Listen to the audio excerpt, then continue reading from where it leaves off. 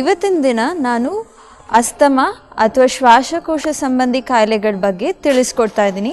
ಅದಕ್ಕೆ ಯಾವ್ಯಾವ ಆಸನ ಮಾಡಬೇಕು ಅಂತ ಹೇಳ್ಕೊಡ್ತಾ ಇದ್ದೀನಿ. ಅದಕ್ಕಿಂತ ಮುಂಚೆ ನಾನು ಅಷ್ಟಾಂಗ ಯೋಗದ ಒಂದು ಪಾದದ ಬಗ್ಗೆ ತಿಳಿಸ್ಕೊಡ್ತೀನಿ. ಇವತ್ತು ನಾನು ಹೇಳ್ತಾ ಇರೋ ಪಾದದ ಬಂದು ಧ್ಯಾನ. ಧ್ಯಾನ ಅಂದ ಕೂಡಲೇ ನಿಮ್ಗೆಲ್ಲರಿಗೂ ಗೊತ್ತಿರೋದು ಮೆಡಿಟೇಷನ್, ಒಂದೇ ಜಾಗದಲ್ಲಿ ಕೂತ್ಕೊಂಡು ಕಣ್ಮುಚ್ಕೊಂಡು ಕೂತಿರ್ಬೇಕು, ಅಳ್ಳಾಡಬಾರ್ದು ಅಂತ ಅಂದ್ಬಿಟ್ಟು. ಬರೀ ಧ್ಯಾನ ಅಂದರೆ ಅಷ್ಟು ಮಾತ್ರ ಅಲ್ಲ. ಧ್ಯಾನ ಅಂದರೆ ನಮ್ಮ ಸಂಪೂರ್ಣ ಗಮನ, ನಮ್ಮ ಸಂಪೂರ್ಣ ಕಾನ್ಸಂಟ್ರೇಷನ್ ಆ ವಸ್ತು ಮೇಲೆ ಇರೋ ಅಂಥದ್ದು. ಮತ್ತು ಧ್ಯಾನ ಅಂದ ಕೂಡಲೇ ನಾವು ಫೋರ್ಸ್ ಮಾಡದೆ ಮಾಡೋ ಅಂಥದ್ದು.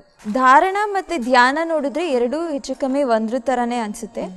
ಧಾರಣ ಅಂತ ಅಂದರೆ ಒಂದೇ ಆಬ್ಜೆಕ್ಟ್ ಮೇಲೆ ಕಾನ್ಸಂಟ್ರೇಟ್ ಮಾಡೋದು. ಈ ಕಾನ್ಸಂಟ್ರೇಟ್ ಮಾಡೋ ಟೈಮಲ್ಲಿ ನಾವು ಫೋರ್ಸ್ಫುಲ್ಲಾಗಿ ಮಾಡ್ತೀವಿ, ನಾವು ಬಲವಂತವಾಗಿ ಅದ್ರ ಮೇಲೆ ಗಮನ ಇರಬೇಕು ಅಂತ ಅಂದ್ಬಿಟ್ಟು ಗಮನಿಸೋದು ಧಾರಣ. ಧ್ಯಾನ ಅಂತಂದರೆ ನಮ್ಮ ಯಾವುದೇ ಎಫರ್ಟ್ಸ್ ಇರೋದಿಲ್ಲ, ನಾವು ಮಾಡಬೇಕು ಅಂತ ಅಂದ್ಬಿಟ್ಟು ಯಾವುದೇ ರೀತಿ ಪ್ರಯತ್ನ ಪಡಬೇಕಾಗಿಲ್ಲ. ಅದಾಗದೆ ತಾನೇ ನಮ್ಮ ಗಮನ ಒಂದು ವಸ್ತು ಮೇಲೆ ಕೇಂದ್ರೀಕರಿಸುತ್ತೆ. ಅದು ದೀಪ ಆಗಿರ್ಬೋದು, ಅಥವಾ ಒಂದು ಬಿಂದು ಆಗಿರ್ಬೋದು, ಒಂದು ದೇವರ ಮೂರ್ತಿ ಆಗಿರ್ಬೋದು. ಹೀಗೆ ಬೇರೆ ಬೇರೆ ಐಟಮ್ಸ್ನ ಇಟ್ಕೊಂಡು ನಾವು ಧ್ಯಾನನ ಅಭ್ಯಾಸ ಮಾಡ್ಬೋದು. ಕಣ್ಣನ್ನು ಮುಚ್ಚಿ ಸಹ ಅಭ್ಯಾಸ ಮಾಡ್ಬೋದು. ಮತ್ತು ಈ ಧ್ಯಾನ ಹಂತ ಬಂದು ಸಮಾಧಿಗೆ ಬಹಳ ಹತ್ತಿರದಲ್ಲಿರುವಂಥದ್ದು. ಬಹಳ ಹೆಚ್ಚಿನ ಡ್ಯೂರೇಷನ್ವರೆಗೂ ನೀವು ಧ್ಯಾನದ ಸ್ಟೇಟಲ್ಲಿದ್ದರೆ ನಿಧಾನವಾಗಿ ಸಮಾಧಿ ಹಂತಕ್ಕೆ ಹೋಗೋದಕ್ಕೆ ಸಹಾಯ ಆಗುತ್ತೆ. ಇದು ಕೂಡ ಒಂದು ಎಕ್ಸ್ಪೀರಿಯನ್ಸ್ ಇದನ್ನೇ, ಎಕ್ಸ್ಪೀರಿಯನ್ಸ್ ಮಾಡಿದರೆ ಗೊತ್ತಾಗುತ್ತೆ, ಬರೀ ವರ್ಡ್ಸಲ್ಲಿ ಹೇಳೋದಕ್ಕೆ ಕಷ್ಟ ಆಗುತ್ತೆ. ಮತ್ತು ಈ ಧ್ಯಾನದ ಸ್ಥಿತಿನಲ್ಲಿ ನಿಮಗೆ ಒಂದು ರೀತಿ ಖುಷಿ ಕಾಣಿಸುತ್ತೆ. ಮತ್ತು ಈ ಲೌಕಿಕ ಜಗತ್ತಿನ ವಸ್ತುಗಳ ಮೇಲೆ ಆಸೆಗಳು ದೂರ ಆಗ್ತಾ ಹೋಗುತ್ತೆ. ಮತ್ತು ದೇಹದಲ್ಲಿ ಕೂಡ ನೀವು ಗಮನಿಸ್ಬೋದು, ನೆಮ್ಮದಿಯನ್ನು ಕಾಣುತ್ತೆ. ನಿಮಗೆ ಯಾವಾಗ ಮನಸ್ಸಿನಲ್ಲಿ ಶಾಂತಿನ ಕಾಣ್ತಾ ಹೋಗ್ತೀರಾ, ಆಗ ದೇಹದ ಯಾವುದೇ ಸಮಸ್ಯೆಗಳು ನಿಮಗೆ ತೊಂದರೆಗಳನ್ನ ಕೊಡೋದಕ್ಕೆ ಹೋಗೋದಿಲ್ಲ. ಇದಿಷ್ಟು ಬಂದು ಧ್ಯಾನದ ಬಗ್ಗೆ. ನಿಧಾನವಾಗಿ ಅಭ್ಯಾಸ ಮಾಡ್ತಾಯಿದ್ರೆ ನೀವು ಸಹ ಧ್ಯಾನದ ಸ್ಥಿತಿಗೆ ಹೋಗ್ಬೋದು. ಅದರಿಂದಾಗಿ ಪ್ರಾಣಾಯಾಮ, ಪ್ರತ್ಯಾಹಾರ, ಧಾರಣ ಇದೆಲ್ಲದನ್ನು ಅಭ್ಯಾಸ ಮಾಡ್ತಾಯಿರಿ. ಇವತ್ತಿನ ದಿನ ನಾನು ಅಸ್ತಮಾ ಅಥವಾ ಲಂಗ್ಸ್ಗೆ ಸಂಬಂಧಪಟ್ಟದ ಹಾಗೆ ಕಾಯಿಲೆ ಇರೋರಿಗೆ ಯಾವ್ಯಾವ ಆಸನಗಳನ್ನ ಮಾಡ್ಬೋದು ಅಂತ ಅಂದ್ಬಿಟ್ಟು ತಿಳಿಸ್ಕೊಡ್ತೀನಿ. ಲಂಗ್ಸ್ಗೆ ಮೇನಾಗಿ ಕಾಣಿಸೋದು ಎಲ್ಲರಿಗೂ ಇರೋವಂಥದ್ದು ಅಂದರೆ ಅಸ್ತಮಾ ಪ್ರಾಬ್ಲಮ್. ಅದನ್ನು ಬಿಟ್ಟರೆ ಕೆಲವ್ರಿಗೆ COPD ಅಂತ ಹೇಳ್ತೀವಿ, ಅಥವಾ ಬ್ರಾಂಕೈಟಿಸ್, ಅಬ್ಸ್ಟ್ರಕ್ಷನ್ ಇರುತ್ತೆ. ಕೆಲವ್ರಿಗೆ ಎಂಫೈಸಿಮಾ ಅಂತ ಅಂದ್ಬಿಟ್ಟು ಅದು ಸ್ವಲ್ಪ ರೇರ್ ಪ್ರಾಬ್ಲಮ್ಮು, ಅಥವಾ ನಿಮೋನಿಯಾ, ಈ ಥರ ಸಮಸ್ಯೆಗಳು ಕಾಣಿಸಿರುತ್ತೆ. ಮತ್ತು ಅದಕ್ಕೆ ತುಂಬ ಜನ ಇನ್ಹೇಲರ್ಸ್ನ ಯೂಸ್ ಮಾಡ್ತಿರ್ತೀರ. ಇದಕ್ಕೆ ಪ್ರಮುಖವಾದ ಕಾರಣ ಯಾವುದು ಅಂತಂದರೆ ಈಗಿನ ಟೈಮಲ್ಲಿ ಪಲ್ಯೂಷನ್ ಮತ್ತು ಡಸ್ಟ್. ಮನೆಯಿಂದ ಹೊರಗೆ ಬಂದ ಕೂಡಲೇ ಎಲ್ಲರಿಗೂ ಫೇಸ್ ಮಾಡೋ ಮುಖ್ಯವಾದ ಮೇಜರ್ ಪ್ರಾಬ್ಲಮ್ ಅಂತ ಅಂದರೆ ಧೂಳು ಮತ್ತು ಪಲ್ಯೂಷನ್. ಇದರಿಂದಾಗಿ ಅಸ್ತಮಾ ತೊಂದರೆ ಎಲ್ಲರಿಗೂ ಜಾಸ್ತಿ ಆಗ್ತಾನೇ ಹೋಗ್ತಿದೆ. ಮತ್ತು ತುಂಬ ಕಾಲದವರೆಗೂ ಕೆಮ್ಮಿದ್ರೆ ಅದು ಬ್ರಾಂಕೈಟಿಸ್ ಆಗುತ್ತೆ. ಇದು ಸಹ ಬಹಳ ತೊಂದರೆ ಕೊಡುತ್ತೆ ತುಂಬ ಜನಕ್ಕೆ.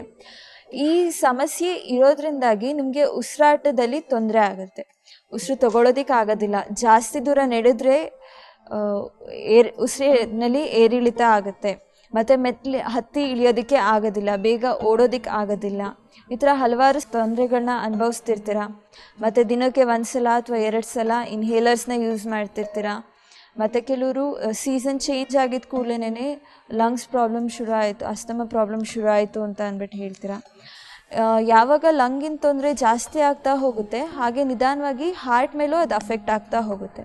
ಯಾಕಂದರೆ ಎರಡೂ ಬಹಳ ಮುಖ್ಯವಾದ ಆರ್ಗನ್ಸ್ ಆಗಿರೋದ್ರಿಂದಾಗಿ ನೀವು ಲಂಗ್ಸ್ನ ಅಥವಾ ಅಸ್ತಮಾನ ನೆಗ್ಲೆಕ್ಟ್ ಮಾಡ್ತಾ ಹೋದ ಹಾಗೇನೆ ನಿದ್ದೆ ಮಾಡೋದಕ್ಕೆ ಸಹ ತೊಂದರೆ ಕೊಡುತ್ತೆ. ನಿಮ್ಮ ದಿನನಿತ್ಯದ ಕಾರ್ಯಕ್ರಮಗಳನ್ನ ನಡೆಸ್ಕೊಳ್ತಾ ಹೋಗೋದಕ್ಕೆ ಕೂಡ ಇದು ಸಮಸ್ಯೆ ಆಗುತ್ತೆ. ಅದ್ರ ಜೊತೆಗೆ ನೀವು ನೆಗ್ಲೆಕ್ಟ್ ಮಾಡ್ತಾ ಹೋದ ಹಾಗೇನೆ ಹಾರ್ಟ್ ಡಿಸೀಸ್ ಕೂಡ ಸ್ಟಾರ್ಟ್ ಆಗುತ್ತೆ. ಅದರಿಂದಾಗಿ ಅಸ್ತಮಾನ ನೆಗ್ಲೆಕ್ಟ್ ಮಾಡಬಾರ್ದು. ಅದಕ್ಕೆ ಯಾವ್ಯಾವ ಆಸನಗಳನ್ನ ಮಾಡ್ಬೋದು, ನಿಮ್ಮ ಲಂಗ್ಸ್ನ ಎಕ್ಸ್ಪ್ಯಾಂಡ್ ಹೇಗೆ ಮಾಡ್ಬೋದು ಅಂತ ಅಂದ್ಬಿಟ್ಟು ನಾನು ತೋರಿಸ್ಕೊಡ್ತೀನಿ. ಇವತ್ತು ನಾನು ಮೊದಲನೇದಾಗಿ ಹೇಳ್ಕೊಡ್ತಾ ಇರೋ ಆಸನ ಬಂದು ಗೋಮುಖಾಸನ. ಇದು ಕೂತ್ಕೊಂಡು ಮಾಡೋವಂಥ ಒಂದು ಆಸನ. ಇದನ್ನು ಹೇಗೆ ಮಾಡೋದು ಅಂತ ಅಂದ್ಬಿಟ್ಟು ಮೊದಲು ನೋಡ್ಕೊಳ್ಳಿ, ಮತ್ತು ಇದನ್ನು ಅಭ್ಯಾಸ ಎಲ್ಲರೂ ಒಟ್ಟಿಗೆ ಮಾಡೋಣ. ಇದು ಬಂದು ಕೂತ್ಕೊಂಡು ಮಾಡೋದ್ರಿಂದಾಗಿ ಮೊದಲನೇದಾಗಿ ದಂಡಾಸನಕ್ಕೆ ಬರಬೇಕು. ದಂಡಾಸನದಲ್ಲಿ 2 ಕಾಲುಗಳು ಒಟ್ಟಿಗೆ ನೇರವಾಗಿ ಮುಂದಕ್ಕಿರಲಿ, ಕೈಗಳು ತೊಡೆ ಪಕ್ಕದಲ್ಲಿರಲಿ, ಮತ್ತು ಕತ್ತು ಬೆನ್ನು ನೇರವಾಗಿರಬೇಕು.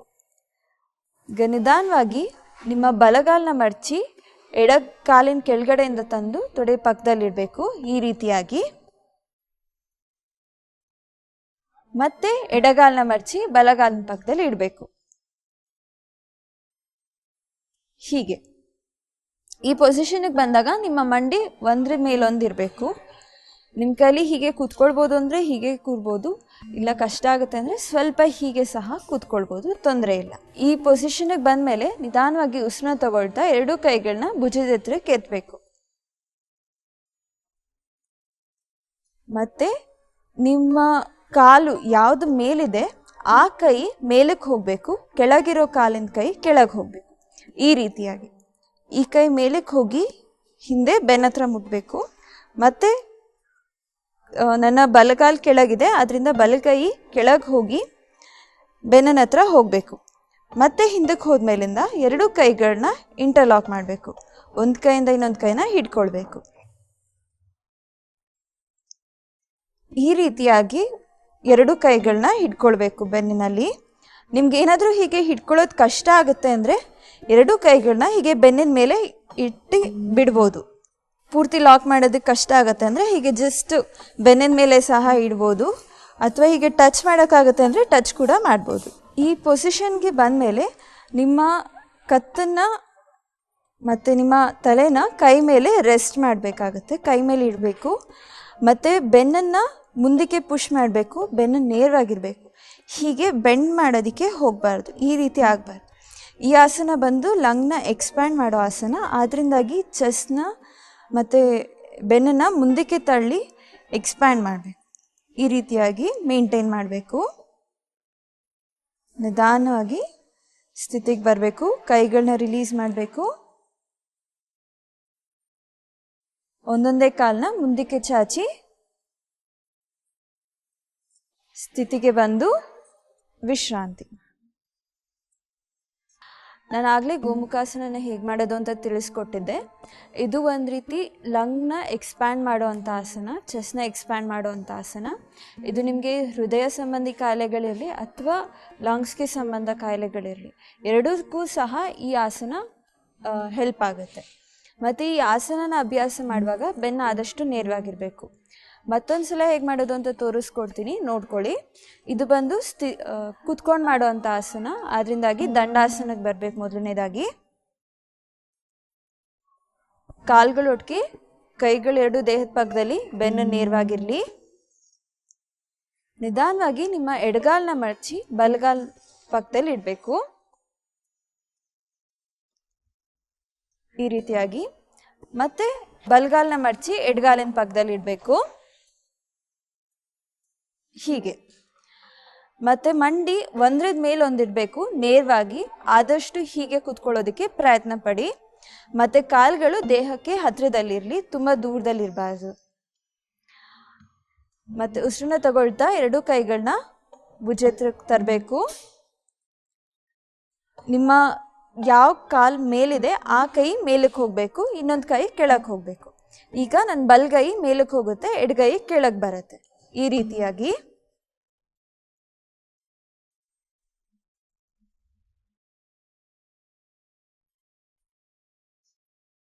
ಹೀಗೆ ಮೇಲಕ್ಕೆ ತಗೊಂಡ್ಮೇಲೆ ಹಿಂದೆಗಡೆ ಕೈಗಳೆರಡನ್ನೂ ಲಾಕ್ ಮಾಡಬೇಕು, ಹಿಡ್ಕೊಳ್ಬೇಕು.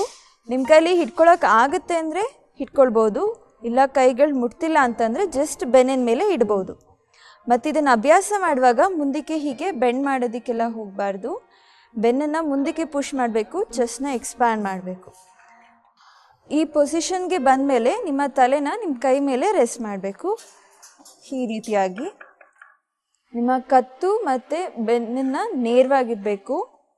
ಎಷ್ಟೊತ್ತಾಗುತ್ತೋ ಅಷ್ಟು ಹೊತ್ತು ಈ ಪೊಸಿಷನಲ್ಲಿ ಮೇಂಟೈನ್ ಮಾಡೋದಕ್ಕೆ ಪ್ರಯತ್ನ ಪಡಿ. ನಿಧಾನವಾಗಿ ಕೈಗಳನ್ನೆರಡನ್ನೂ ಇಳಿಸಿ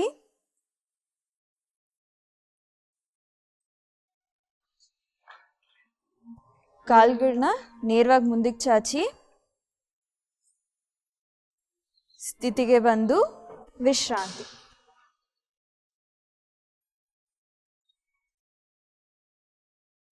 ಈ ಆಸನನ ಸಹ ಎಲ್ಲರೂ ಅಭ್ಯಾಸ ಮಾಡ್ಬೋದು. BP ಇರಲಿ ಅಥವಾ ಹೃದಯ ಸಂಬಂಧಿ ಕಾಯಿಲೆ ಇರಲಿ ಅಥವಾ ಶ್ವಾಸಕೋಶದ ಸಂಬಂಧಿ ಕಾಯಿಲೆಗಳಿರಲಿ ಎಲ್ಲದಕ್ಕೂ ಸಹ ಇದು ಹೆಲ್ಪ್ ಆಗುತ್ತೆ. ನಿಮ್ಮ ಬೆನ್ನ ಸಹ ಇದು ಸ್ಟ್ರೇಟನ್ ಮಾಡೋದಕ್ಕೆ ಹೆಲ್ಪ್ ಆಗುತ್ತೆ. ಸೊ ಬೆನ್ನೋವಿರೋರು ಕತ್ನೋವಿರೋರು ಸಹ ಇದನ್ನು ಅಭ್ಯಾಸ ಮಾಡ್ಬೋದು. ಇದನ್ನು ಯಾರ್ಯಾರು ಮಾಡಬಾರ್ದು ಅಂತಂದರೆ, ನಿಮಗೆ ತುಂಬ ಮಂಡಿ ನೋವಿದೆ ಅಂತ ಅಂದರೆ ಈ ಆಸನದಲ್ಲಿ ಕೂತ್ಕೊಳ್ಳೋದಕ್ಕೆ ಹೋಗಬೇಡಿ. ಅದ್ರ ಬದಲು ಚೇರ್ ಮೇಲೆ ಕೂತ್ಕೊಂಡು ಅಥವಾ ಸುಖಾಸನದಲ್ಲಿ ಕೂತ್ಕೊಂಡು ಅಭ್ಯಾಸ ಮಾಡ್ಬೋದು. ಅದನ್ನು ಬಿಟ್ಟು ಕೆಲವ್ರಿಗೆ ಫ್ರೋಸನ್ ಶೋಲ್ಡರ್ ಅಂತ ಇರುತ್ತೆ. ಶುಗರ್ ಪ್ರಾಬ್ಲಮ್ ಇರೋರಿಗೆ ಕೈನ ಮೇಲಕ್ಕೆ ತೊಗೊಂಡು ಹೋಗೋದಕ್ಕೆ ಆಗಲ್ಲ ಅಂತ ಇರುತ್ತೆ. ಅಂಥವರು ನಿಮಗೆ ಎಷ್ಟು ಮೇಲಕ್ಕೆ ಎತ್ತೋದಕ್ಕಾಗುತ್ತೋ ಅಷ್ಟು ಮೇಲಕ್ಕೆ ಎತ್ತೋದಕ್ಕೆ ಟ್ರೈ ಮಾಡ್ಬೋದು. ಅದು ಪೂರ್ತಿ ಆಗೋದೇ ಇಲ್ಲ ಅಂತನೋರು ಬೇರೆ ರೀತಿ ಬ್ರೀತಿಂಗ್ ಎಕ್ಸಸೈಸ್ನ ಅಭ್ಯಾಸ ಮಾಡ್ಕೊಳ್ಬೋದು. ಇದಿಷ್ಟು ಬಂದು ಗೋಮುಖಾಸನ. ಈಗ ಇನ್ನೊಂದು ಆಸನ ತೋರಿಸ್ಕೊಡ್ತಾ ಇದ್ದೀನಿ, ಅದು ಬಂದು ಉಷ್ಟ್ರಾಸನ. ಇದು ಕೂಡ ಕೂತ್ಕೊಂಡು ಮಾಡೋವಂಥ ಆಸನ. ಇದು ಮೊದಲನೇದಾಗಿ ವಜ್ರಾಸನಕ್ಕೆ ಬಂದು ಮತ್ತೆ ಹಿಂದಕ್ಕೆ ಬೆಂಡ್ ಮಾಡೋವಂಥದ್ದು. ಹೇಗೆ ಮಾಡೋದು ಅಂತ ಅಂದ್ಬಿಟ್ಟು ತಿಳಿಸ್ಕೊಡ್ತೀನಿ. ಮೊದಲಿಗೆ ನೋಡ್ಕೊಳ್ಳಿ. ಮೊದಲಿಗೆ ದಂಡಾಸನಕ್ಕೆ ಬರಬೇಕು. ಸ್ಥಿತಿ ಪೊಸಿಷನ್, ಕಾಲ್ಗಳೊಟ್ಟಿಗೆ, ಕೈಗಳು ದೇಹದ ಪಕ್ಕದಲ್ಲಿ, ಬೆನ್ನು ನೇರವಾಗಿರಬೇಕು. ನಿಧಾನವಾಗಿ ವಜ್ರಾಸನಕ್ಕೆ ಬರಬೇಕು. ಒಂದೊಂದೇ ಕಾಲನ್ನ ಮಡಚಿ ಹೀಗೆ ಕಾಲ್ಗಳ ಮೇಲೆ ಕೂತ್ಕೊಳ್ಬೇಕು.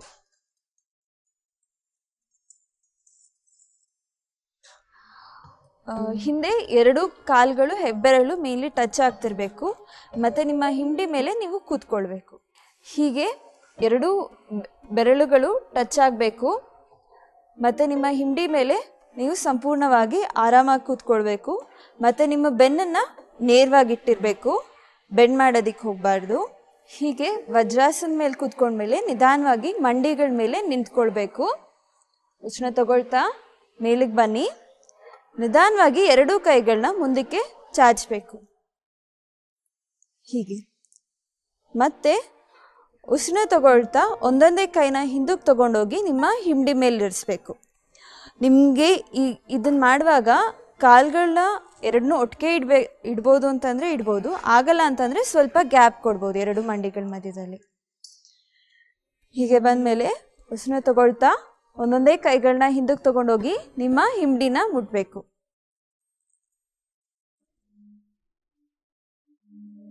ನಿಮ್ಮ ಹೊಟ್ಟೆನ ಮುಂದಕ್ಕೆ ಪುಷ್ ಮಾಡಬೇಕು.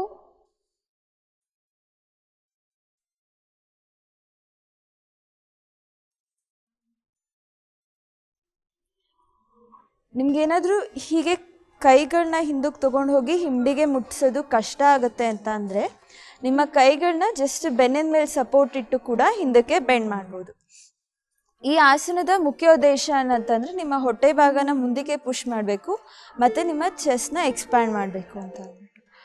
ಸೊ ಹೀಗೆ ನಿಮ್ಮ ಸೊಂಟದ ಮೇಲೆ ಕೈನ ಇಟ್ಟು ಹಿಂದಕ್ಕೆ ಬೆಂಡ್ ಮಾಡ್ಬೋದು ಕೂಡ. ಈಗ ನಿಧಾನವಾಗಿ ವಜ್ರಾಸನಕ್ಕೆ ಬಂದು ಸ್ಥಿತಿಗೆ ತಿರುಗಿ ವಿಶ್ರಾಂತಿ.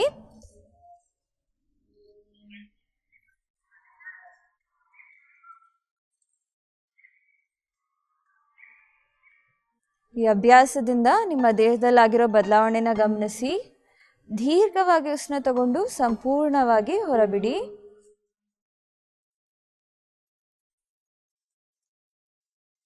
ಉಷ್ಟ್ರಾಸನ ಹೇಗೆ ಮಾಡೋದು ಅಂತ ಅಂದ್ಬಿಟ್ಟು ನೋಡ್ಕೊಂಡ್ರಿ. ಈ ಅಭ್ಯಾಸನ ಮಾಡುವಾಗ ನಿಮ್ಗೇನಾದರೂ ಮಂಡಿ ನೋವಿದೆ ಅಂತಂದರೆ ಜಾಸ್ತಿ ಸ್ಟ್ರೈನ್ ತೊಗೊಳೋದಕ್ಕೆ ಹೋಗಬೇಡಿ. ತುಂಬ ಮೈಲ್ಡ್ ಪೇಯ್ನ್ ಇದೆ ಅಂತ ಅಂದರೆ ದಿಂಬನ್ನು ಮಂಡಿಗೆ ಸಪೋರ್ಟ್ ಕೊಟ್ಕೊಂಡು ಹಿಂದಕ್ಕೆ ಬೆಂಡ್ ಮಾಡ್ಬೋದು. ಮತ್ತು ನಿಮ್ಮ ಕೈಲಿ ಎಷ್ಟಾಗುತ್ತೆ ಅಷ್ಟು ಅಭ್ಯಾಸ ಮಾಡಿ. ನೀವು ಬೇಕಂದರೆ ಗೋಡೆ ಹತ್ತಿರ ನಿಂತ್ಕೊಂಡು ಸಹ ಹಿಂದಕ್ಕೆ ಬೆಂಡ್ ಮಾಡೋದಕ್ಕೆ ಅಭ್ಯಾಸ ಮಾಡ್ಬೋದು. ಏನಾದರೂ ರೋಪ್ ಅಥವಾ ವೇಲ್ ಹತ್ರ ಇದ್ದರೆ ಅದ್ರ ಸಪೋರ್ಟ್ ತೊಗೊಂಡು ಸಹ ಹಿಂದಕ್ಕೆ ಬೆಂಡ್ ಮಾಡ್ತಾ ಹೋಗ್ಬೋದು. ಮತ್ತೊಂದು ಸಲ ಹೇಗೆ ಮಾಡೋದು ಅಂತ ತೋರಿಸ್ಕೊಡ್ತೀನಿ, ನೋಡ್ಕೊಳ್ಳಿ. ಮೊದಲನೇದಾಗಿ ದಂಡಾಸನಕ್ಕೆ ಬರಬೇಕು. ಕಾಲುಗಳು ಎರಡು ನೇರವಾಗಿ ಮುಂದಕ್ಕೆ ಚಾಚಿರಬೇಕು. ಕೈಗಳೆರಡು ದೇಹದ ಪಕ್ಕದಲ್ಲಿ, ಬೆನ್ನು ನೇರವಾಗಿರಲಿ. ನಿಧಾನಕ್ಕೆ ವಜ್ರಾಸನಕ್ಕೆ ಬರಬೇಕು. ಕಾಲುಗಳನ್ನ ಮಡಚಿ ನಿಮ್ಮ ಹಿಂಡಿ ಮೇಲೆ ಕೂತ್ಕೊಳ್ಬೇಕು. ಹೀಗೆ ಬಂದಮೇಲೆ ನಿಮ್ಮ ಮಂಡಿಗಳ ಮೇಲೆ ನಿಂತ್ಕೊಳ್ಬೇಕು. ಈ ರೀತಿಯಾಗಿ ನಿಧಾನವಾಗಿ ಉಸಿರು ತಗೊಳ್ತಾ ಎರಡೂ ಕೈಗಳನ್ನ ಮುಂದಕ್ಕೆ ಚಾಚಿ ಉಸಿರು ಬಿಟ್ಟು ಮತ್ತೆ ಉಸಿರನ್ನ ತಗೊಳ್ತಾ ಒಂದೊಂದೇ ಕೈಗಳನ್ನ ಹಿಂದಕ್ಕೆ ತಗೊಂಡು ಹೋಗಿ ನಿಮ್ಮ ಹಿಂಡಿ ಮೇಲೆ ಇರಿಸ್ಬೇಕು.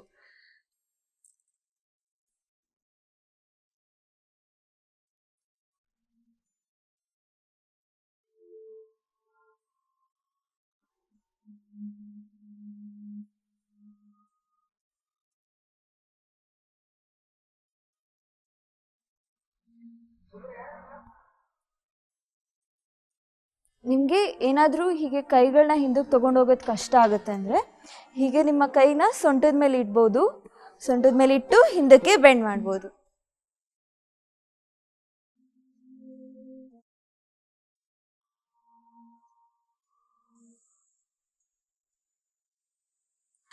ನಿಧಾನವಾಗಿ ವಜ್ರಾಸನಕ್ಕೆ ಹಿಂದಿರುಗಿ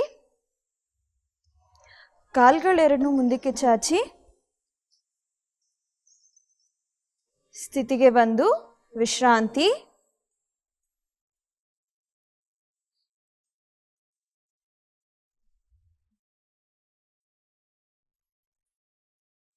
ಉಷ್ಟ್ರಾಸನನ ಹೇಗೆ ಮಾಡೋದು ಅಂತ ಅಂದ್ಬಿಟ್ಟು ನೋಡ್ಕೊಂಡ್ರಿ.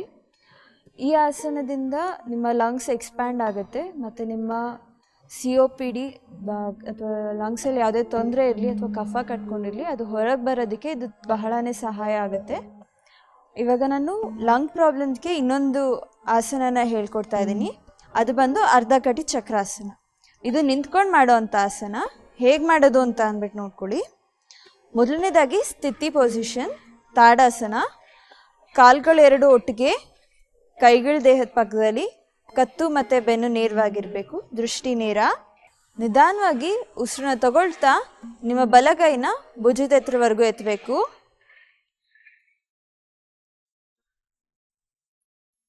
ಉಸಿರನ್ನ ಬಿಡ್ತಾ ನಿಮ್ಮ ಹಸ್ತನ ಮೇಲ್ಮುಖವಾಗಿ ತಿರುಗಿಸ್ಬೇಕು.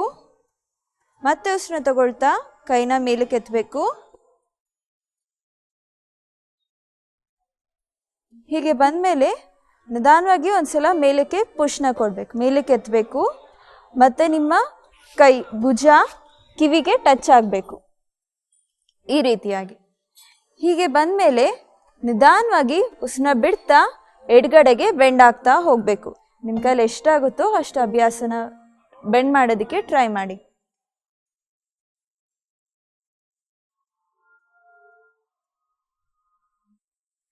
ಮತ್ತು ಈ ಅಭ್ಯಾಸನ ಮಾಡುವಾಗ ಮುಂದಕ್ಕೆ ಅಥವಾ ಹಿಂದಕ್ಕೆ ಬೆಂಡ್ ಮಾಡಬಾರ್ದು. ಈ ರೀತಿಯಾಗಿ ಅಥವಾ ಹೀಗೆ ಬೆಂಡ್ ಮಾಡಬಾರ್ದು.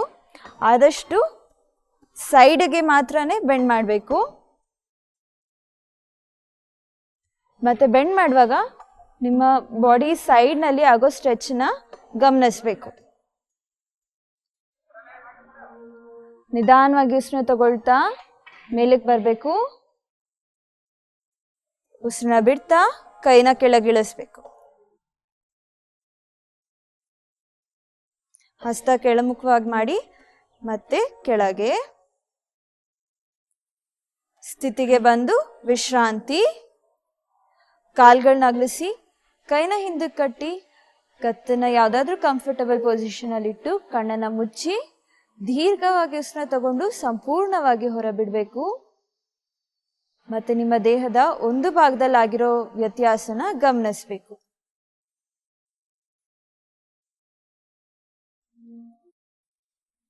ಈ ಅಭ್ಯಾಸನ ಮಾಡುವಾಗ ಹೇಳ್ದ ಹಾಗೇನೆ ಇದನ್ನು ಮಾಡುವಾಗ ದೇಹದ ಒಂದು ಸೈಡಲ್ಲಿ ಸ್ಟ್ರೆಚ್ನ ನೀವು ಗಮನಿಸ್ಬೋದು. ಅದು ನಿಮ್ಮ ಹೊಟ್ಟೆ ಭಾಗದಲ್ಲೂ ಕೂಡ ಸ್ಟ್ರೆಚ್ ಆಗುತ್ತೆ, ನಿಮ್ಮ ಲಂಗ್ಸ್ನಲ್ಲಿ ಕೂಡ ಎಕ್ಸ್ಪ್ಯಾನ್ಷನ್ ಆಗುತ್ತೆ. ಇದರಿಂದಾಗಿ ನಿಮ್ಮ ವೆಯ್ಟ್ ಕಮ್ಮಿ ಆಗೋದಕ್ಕೂ ಸಹ ಹೆಲ್ಪ್ ಆಗುತ್ತೆ. ಮತ್ತು ಅಸ್ತಮಾ ಅಥವಾ ಲಂಗಲ್ಲಿ ಯಾವುದಾದ್ರೂ ಅಬ್ಸ್ಟ್ರಕ್ಷನ್ ಕನ್ಸ್ಟ್ರಿಕ್ಷನ್ ಏನಾದರೂ ಇದ್ದರೆ ಅದು ಕ್ಲಿಯರ್ ಆಗೋದಕ್ಕೆ ಕೂಡ ಸಹಾಯ ಆಗುತ್ತೆ. ಈಗ ಇದನ್ನು ಇನ್ನೊಂದು ಕಡೆ ಅಭ್ಯಾಸ ಮಾಡೋಣ. ಹೇಗೆ ಅಂತ ಅಂದ್ಬಿಟ್ಟು ಇನ್ನೊಂದು ಸಲ ನೋಡ್ಕೊಳ್ಳಿ. ಸ್ಥಿತಿ ಪೊಸಿಷನ್ ತಾಡಾಸನ. ಕಾಲುಗಳೊಟ್ಟಿಗೆ, ಕೈಗಳ ದೇಹದ ಪಕ್ಕದಲ್ಲಿ, ಬೆನ್ನು ಮತ್ತು ಕತ್ತು ನೇರವಾಗಿರಬೇಕು. ಉಸಿರನ್ನ ತಗೊಳ್ತಾ ನಿಮ್ಮ ಎಡಗೈನ ಭುಜದ ಎತ್ತರವರೆಗೂ ಎತ್ತಬೇಕು. ಉಸಿರು ಬಿಡ್ತಾ ಹಸ್ತನ ಮೇಲ್ಮುಖವಾಗಿ ತಿರುಗಿಸ್ಬೇಕು. ಮತ್ತೆ ಉಸಿರನ್ನ ತಗೊಳ್ತಾ ಮೇಲಕ್ಕೆ ಎತ್ತಬೇಕು. ಸ್ವಲ್ಪ ಮೇಲಕ್ಕೆ ಪುಷ್ನ ಕೊಡಬೇಕು. ನಿಮ್ಮ ಭುಜ ಕಿವಿಗೆ ಟಚ್ ಆಗಬೇಕು. ಈಗ ಉಸಿರನ್ನ ಬಿಡ್ತಾ ಬಲ್ಗಡೆಗೆ ಬೆಂಡ್ ಆಗ್ತಾ ಹೋಗಬೇಕು.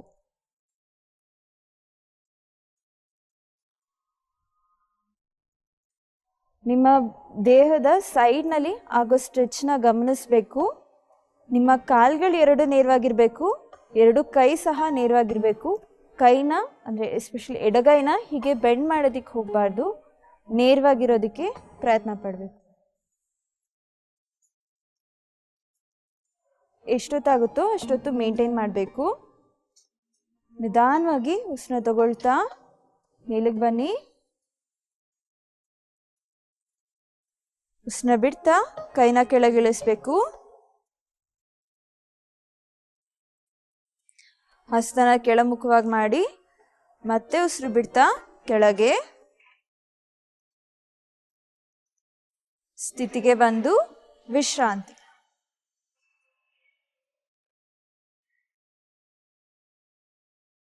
ಇದು ಬಂದು ಅರ್ಧಕಟಿ ಚಕ್ರಾಸನದ ಅಭ್ಯಾಸ.